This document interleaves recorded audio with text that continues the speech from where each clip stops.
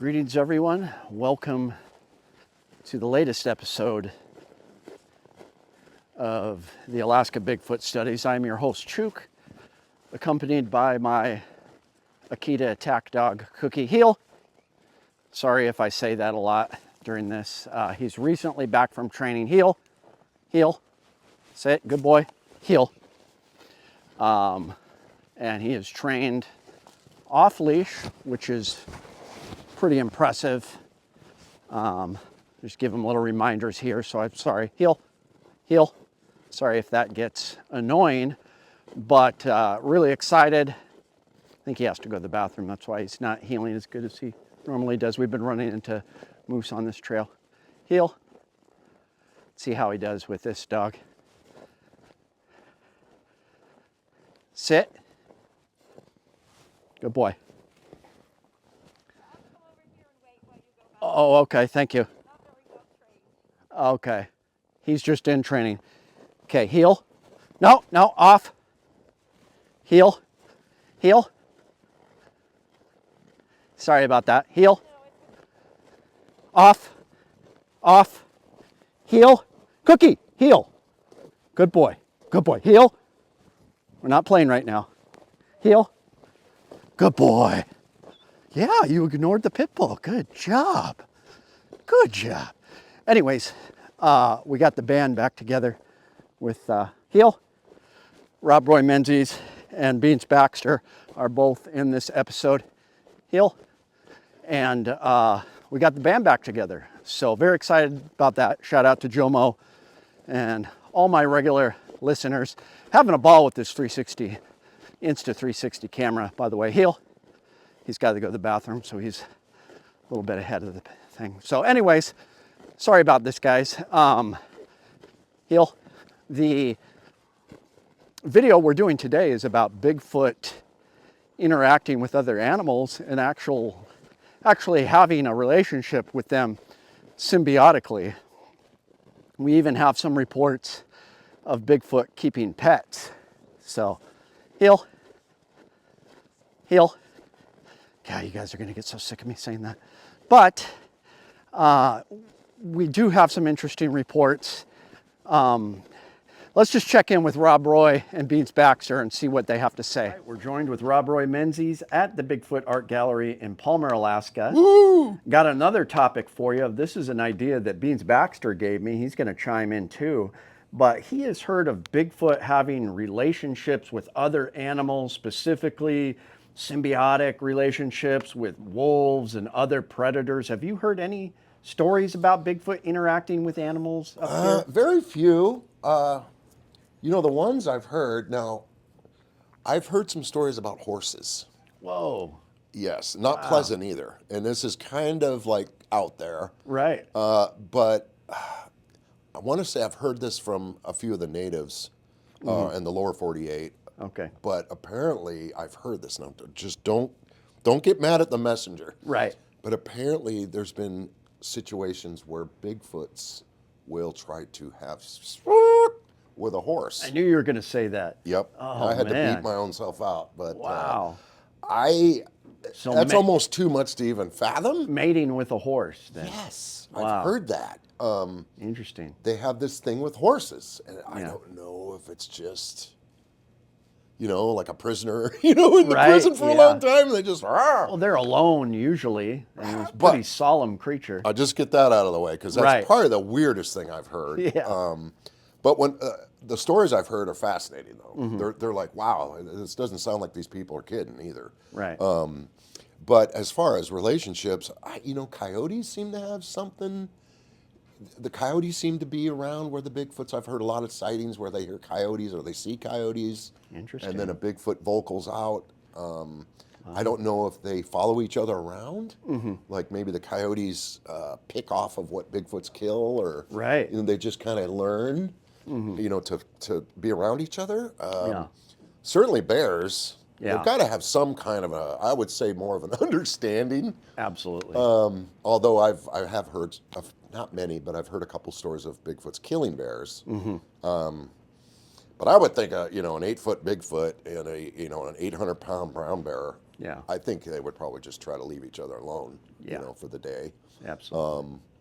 So maybe there is some kind of territorial relationship there. They respect, don't cross our line, Right. and maybe bears just, once they find out where these Sasquatch are, they just stay out of that area. Yeah. Because they're not the biggest, baddest thing in the woods. Right. But because there's always the Bigfoot. yeah, that's about it. I mean, I've not heard of any Bigfoots walking a dog or anything like that, or a wolf. Even though that's kind of a cool image. Come here, boy. Pack of wolves. Come on. But certainly a very intriguing subject. It's an interesting question. Absolutely. Yeah. Well, thank you. And everybody check out the Facebook page for the Bigfoot Art Gallery. Yeah. And I know you're pretty busy, but if someone wanted to order something, even though they didn't live in Alaska, they'd be able to get some of your artwork or prints. Sure. Absolutely. I would love to send you my art. So I know the Bigfoot, we have a lot of stuff in here too, but most of you people in the lower 48, you can probably find the stuff at your local Bigfoot store. Right. But my art, it's only available here. Awesome. So there we go. So check it out. There you go. So one of the aspects of Bigfoot's existence that you don't really hear that much about is what is Bigfoot's relationship like with other animals? And I think most researchers, at least most flesh and blood researchers that believe Bigfoot's a flesh and blood creature, I think they all pretty much agree that Bigfoot's probably an omnivore, and he does occasionally he'll predate on animals like deer, elk, moose, animals that are common fodder for other predatory type animals. But every once in a while you'll hear something that doesn't quite fit that mold. If you're familiar with the Minerva monster tale out of Ohio, there were some sightings of a Bigfoot-like creature that was accompanied by a couple of small black figures that were walking on all fours. And there's been speculation of everything that those were juvenile Bigfoot that weren't quite able to walk on two legs yet and were walking on four limbs like a chimp, to that they were black panthers or some other type of feline animal that were accompanying the Bigfoot and were almost like pets to the Bigfoot. And those are interesting stories. And I've also heard a lot of anecdotal tales of Bigfoot and coyotes operating in the same area. You'll hear Bigfoot vocalizations and then you'll hear coyote vocalizations or vice versa, or you'll hear a coyote-like vocalization that will turn into a Bigfoot vocalization. And I think probably that has a lot to do with scavenging and coyotes basically taking advantage of kills that Bigfoot make. And I think you can also see that type of behavior up here in Alaska. I've had at least one eyewitness sighting reported to me who saw a Bigfoot and saw two ravens basically circling around, following the Bigfoot as the Bigfoot walked down this riverbank.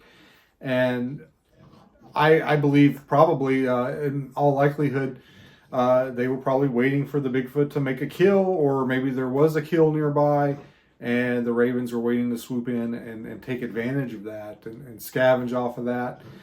So I think it's probably not impossible that Bigfoot can have a sort of symbiotic relationship maybe with some of these types of animals. Say there's a deer or a moose in the area.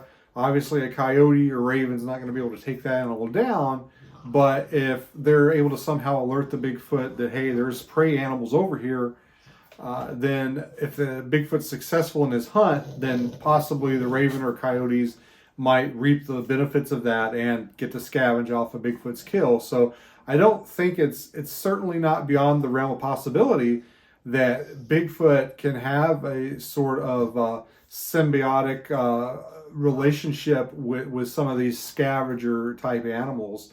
And it's probably, and reality, it's probably very likely. It's probably a fact.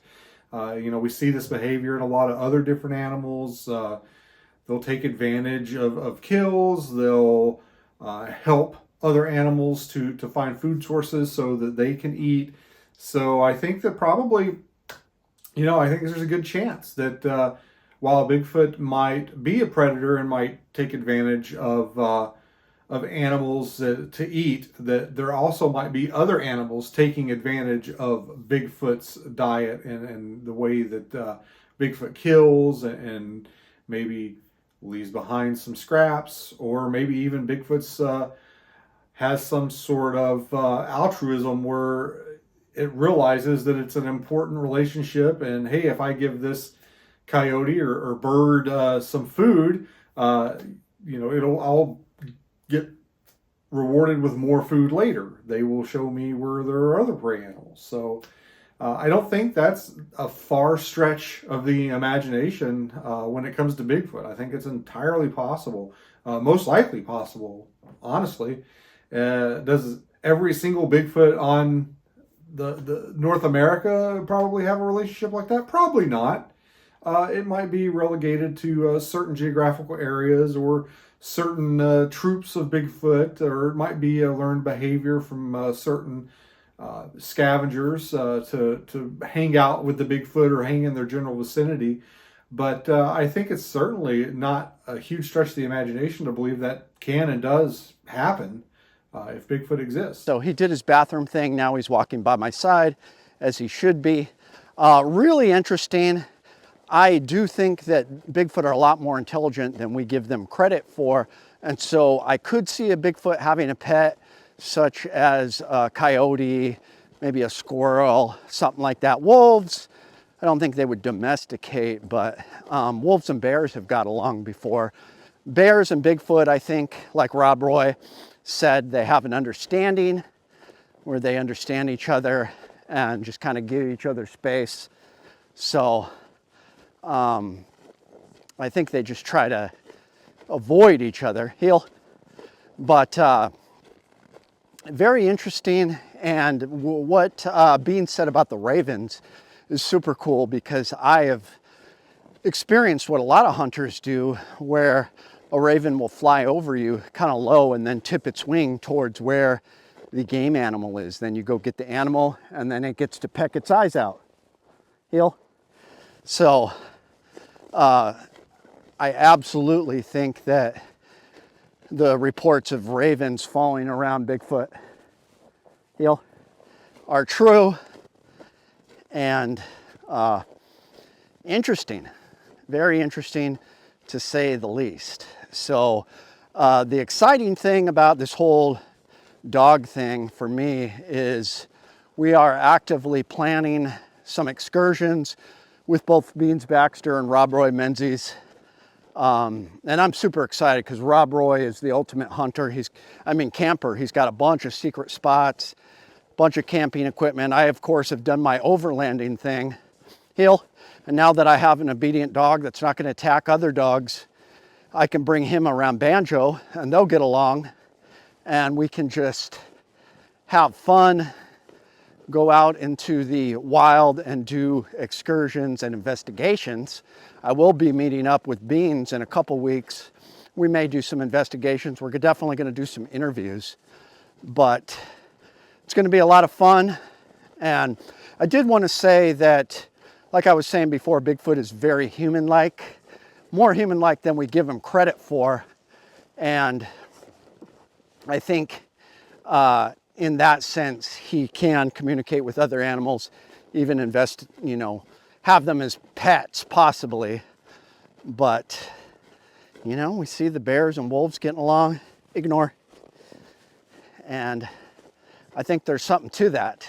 So, super excited to get back into these weekly videos.